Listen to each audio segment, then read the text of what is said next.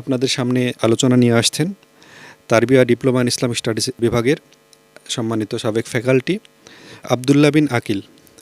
ওস্তাজকে আমাদের শিক্ষার্থীর উদ্দেশ্যে নসিহামূলক বক্তব্য পেশ করার জন্য সবিনয় অনুরোধ করছি। জি ওস্তাজ, কি শুনতে পাচ্ছেন আমাদেরকে? জি, আসসালামু আলাইকুম ওয়া রাহমাতুল্লাহি ওয়া বারাকাতুহু। ওয়ালাইকুম আসসালাম ওয়া রাহমাতুল্লাহ। আচ্ছা, আমি প্রথমে একটু দুঃখ প্রকাশ করে নিচ্ছি, কারণ আমি এই মুহূর্তে একটু জার্নিতে থাকার কারণে আমার ভিডিওতে আসা সম্ভব হচ্ছে না। তো আমি খুব অল্প সময় কথা বলবো এবং মূলত আপনাদের কাছে আমি আসছি হলো দোয়া নেওয়ার জন্য এবং তারবিয়ার একজন সাবেক সংশ্লিষ্ট ব্যক্তিবর্গ হিসেবে সবসময় তারবিয়ার যে স্নেহাপত্য এটা আমি সবসময় অনুভব করি, সেই জন্য মূলত অংশগ্রহণ করা। এখানে অনেক বড় বড় শায়েখরা আছেন, তাদের দোয়া এবং বারাকা নেওয়ার জন্য আমি আপনাদের কাছে অংশগ্রহণ করেছি। তো সেই সুবাদে আমি কিছু কথা বলবো।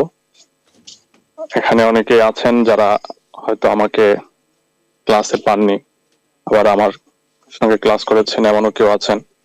সবাইকে আমি আসলে অনেকদিন পর আপনাদের সঙ্গে কথা হচ্ছে, আমার খুব অন্তরের অন্তঃস্থল থেকে আপনাদেরকে আমি খুবই মোবারকবাদ জানাচ্ছি এবং আপনাদের এলেম আমলের এই জার্নি যেটা তারবিয়া এই যাত্রার সঙ্গে সংযুক্ত করেছে, আপনারা সেখানে স্বতঃস্ফূর্তভাবে অংশগ্রহণ করেছেন এলেমের জন্য, সেই জন্য তারবিয়াকেও ধন্যবাদ এত সুন্দর একটা আয়োজনের জন্য এবং সেখানে আমাদেরকে স্মরণ করার জন্য ধন্যবাদ জানাচ্ছি। তো মহান আল্লাহ পাক রব্বুল আলামিনের দরবারে কৃতজ্ঞতা যে আমি একজন ক্ষুদ্র মানুষ হিসেবে এই যাত্রার সঙ্গে অংশগ্রহণ হতে পেরেছিলাম। এখনো আমি বিচ্ছিন্ন হয়ে গেছি ব্যাপারটা এমন না, খুব প্রাণ থেকে তারবিয়ার জন্য দোয়া করি এবং তারবিয়ার হিত কামনা করি। তো আমি যে সংক্ষিপ্ত কথাটা বলবো, আমি এখানে অনেকগুলো সাবজেক্টের উপরে ক্লাস নিয়েছিলাম। সে সময় ফিকহের উপর ক্লাস নিয়েছি, হিস্ট্রির উপর ক্লাস নিয়েছি, আরবির উপর ক্লাস নিয়েছি। তো আমি আজকে খুব সংক্ষিপ্ত আকারে হিস্ট্রি নিয়ে কিছু কথা বলার চেষ্টা করবো ইনশাআল্লাহ। আমাদের আজকের যে জ্ঞানের জগৎ বা মুসলিম জ্ঞান জগৎ বলে আমরা যেটাকে জানি, সেটার একটা বড় পরিসর পৃথিবীতে এখন অজ্ঞাত অবস্থায় আছে। এটার অনেক বড় কারণ আছে, রাজনৈতিক কারণ আছে, অর্থনৈতিক কারণ আছে এবং পৃথিবীতে যে নানান বর্গ তৈরি হয়েছে, বিশেষ করে ইসলামের বিরুদ্ধে যে বর্গগুলো, সেগুলো এই ইতিহাসকে এবং ইসলামের এই জ্ঞান জগৎকে একরকমের ধামাচাপা দিয়ে রাখতে চায়। এর একমাত্র এবং সব থেকে বড় অংশটা হলো ইতিহাস। আপনারা খেয়াল করে দিলে দেখবেন পৃথিবীর যে জ্ঞান উন্মেষ এবং এর যে যাত্রা, এই যাত্রার সঙ্গে জ্ঞানের বহরটাকে খুবই বড় আকারে যুক্ত করেছে সেটা হলো মুসলমানরা। এবং এর খুব বেসিক শুরু হয়েছে হলো রাসূল সাল্লাল্লাহু আলাইহি ওয়াসাল্লামের সেই হেরা গুহায়। আপনারা জানেন যে ইসলামের যাত্রাই শুরু হয়েছে ইকরা বিসমি রাব্বিকাল্লাযী দিয়ে। রাসূলুল্লাহ সাল্লাল্লাহু আলাইহি ওয়াসাল্লাম এই জিনিসটা আমরা রাসূল সাল্লাল্লাহু আলাইহি ওয়াসাল্লামের জীবনের মধ্যে পাই।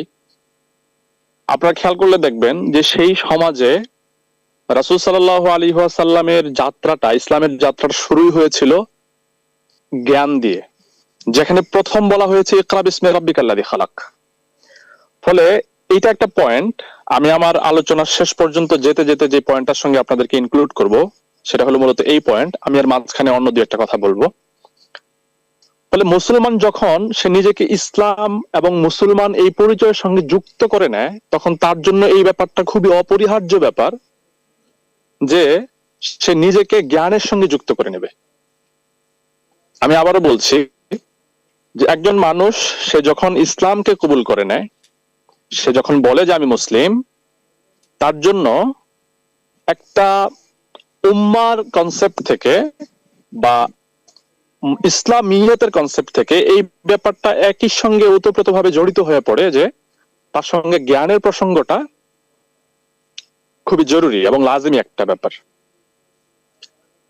তো এইটা রাসূল সাল্লাল্লাহু মানে ইসলামের যে যাত্রাটা, সেই যাত্রার মধ্যে ইসলামের এই গুণটা এবং ইসলামের এই পরিসরটাকে ইসলাম যুগে যুগে চর্চা করেছে, যার কারণে আপনারা দেখবেন খ্রিস্টপূর্ব যে রোমানরা ছিল প্রায় 700 খ্রিস্টপূর্ব,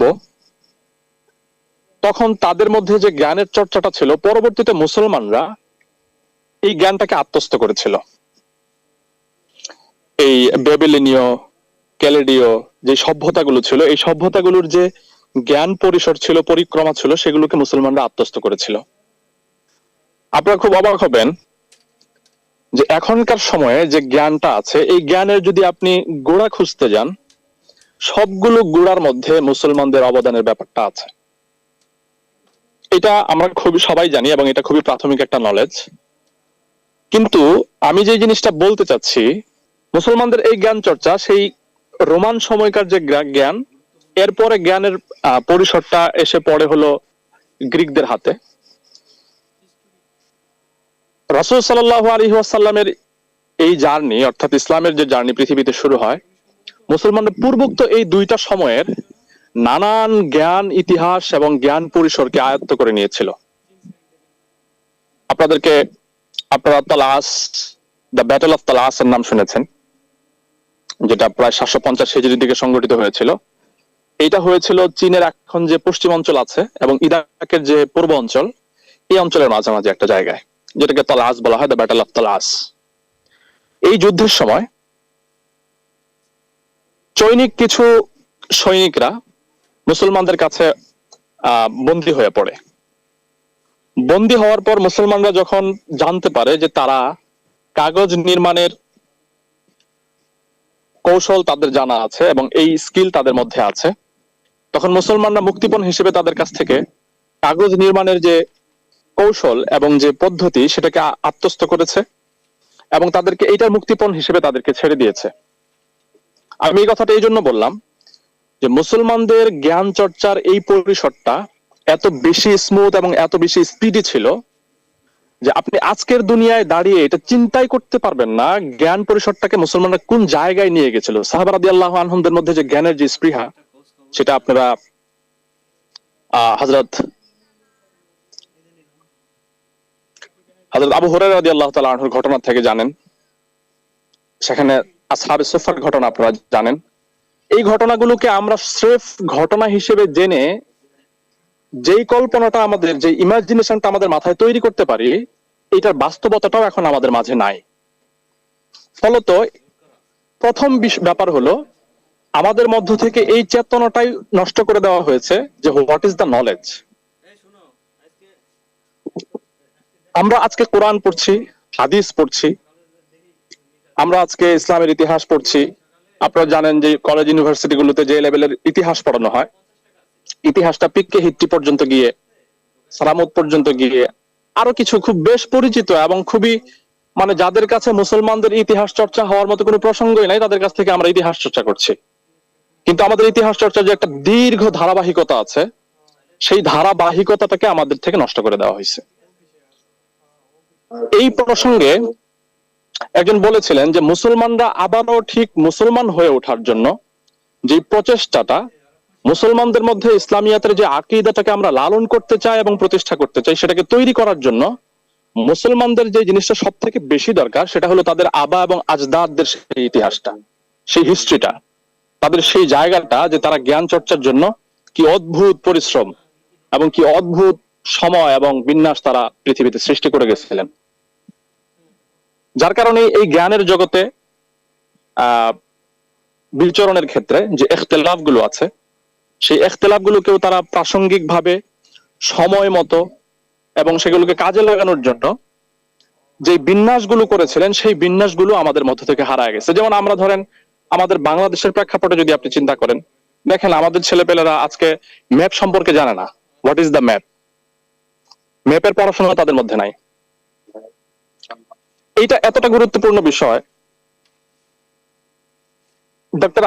ডক্টর মোহাম্মদ নাজিদ, যিনি মুসলমানদের ম্যাপ নির্মাণের ক্ষেত্রে সর্বপ্রথম ভূমিকা গ্রন্থ রচনা করেছেন, তিনি একটা কথা বলেছেন যে পৃথিবীকে জানার জন্য পৃথিবীর যে এলম, যেটাকে আমরা জিওগ্রাফি বলি, এই এলেম চর্চাটা এতটাই গুরুত্বপূর্ণ যেটা আরেকজন মানুষের জন্য ফিকহ গুরুত্ব, মানে ইসলাম জানার জন্য ফিকহ যেমন গুরুত্বপূর্ণ।